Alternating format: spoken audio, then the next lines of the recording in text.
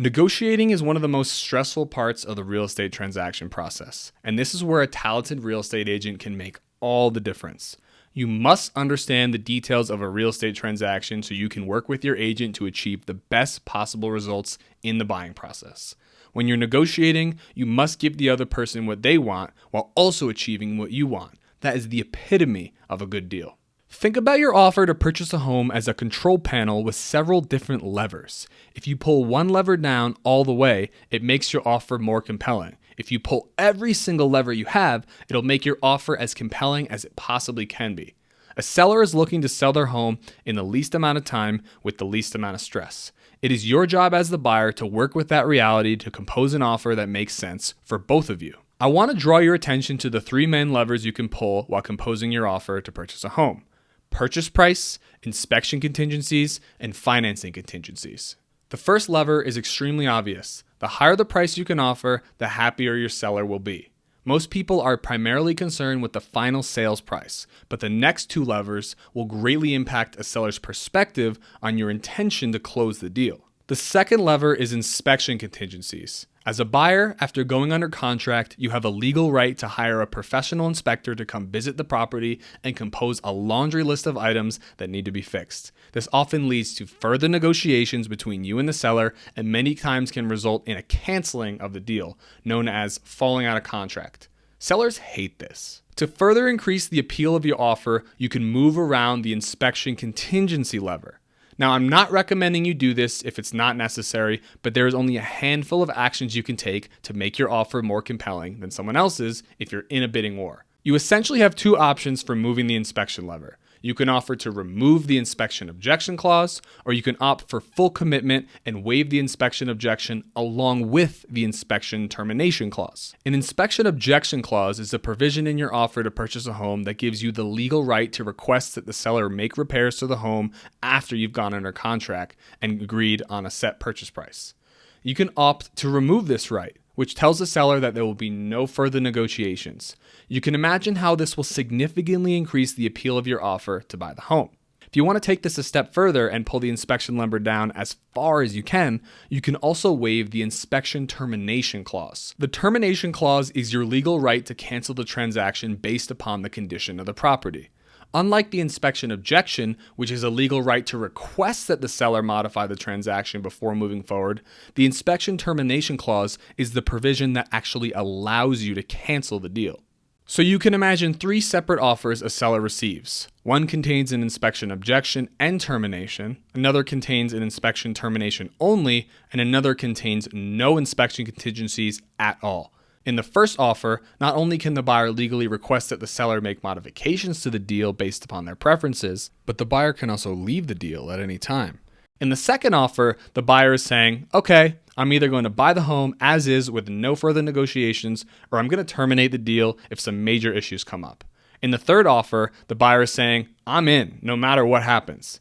Keep these options in mind when you're formulating your offer in a competitive market. The third lever I want to discuss is financing contingencies, and these are only relevant for those who are taking out a mortgage to buy the property. If you're buying in all cash, then you consider this lever pulled down all the way to the max already. Financing contingencies say that the offer requires the buyer to be approved for a loan by their specified lender.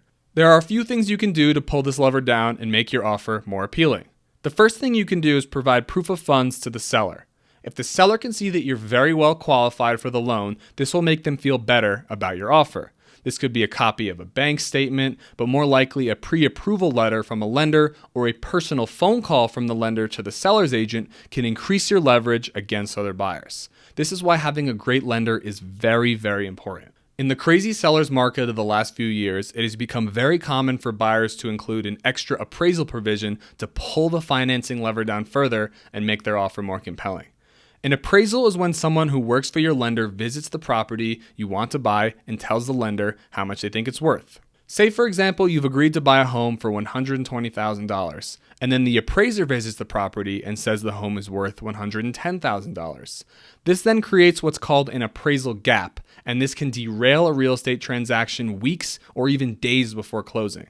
Because your lender has been informed that the home is worth less than you're paying for it, they will not take the risk. So that $10,000 gap will have to be covered before you can close on the home.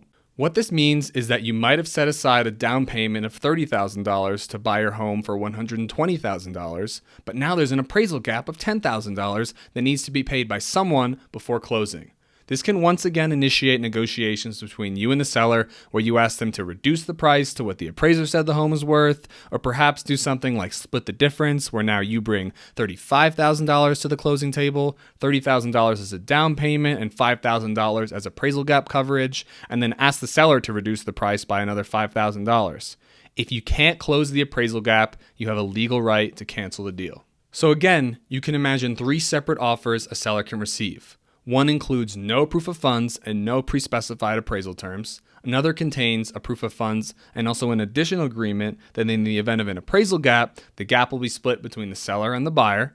And one more includes a proof of funds and also an additional agreement that in the event of an appraisal gap, the buyer will pay for the entire thing out of pocket. The first offer leaves a lot up to chance in the perspective of the seller. The second leaves less up to chance, but still has the seller on the hook to potentially earn less money. And the third lets the seller know you're willing to do whatever you can to make the deal work, and that you've got the money to make it happen. Discuss these different levers with your real estate agent and figure out what you are most comfortable with. Market conditions are constantly changing, so you might be able to push the levers in the opposite direction and demand more from the seller depending on the circumstances. But you must understand the different options you have at your disposal, whether you're in a competitive market or not. Also be aware that having a good real estate agent will greatly increase the likelihood of you winning a bidding war. During the insane market of 2021, not only did I help guide my clients to pull down these levers as far as they could to try to win, but I would also try very hard to build a good relationship with the agent selling the house to show that we were very serious buyers. Not only should you do everything you can if you want to win, but your agent should also be willing to hustle and pull every single rabbit out of their hat that they can. Nobody has ever lost a deal by trying too hard.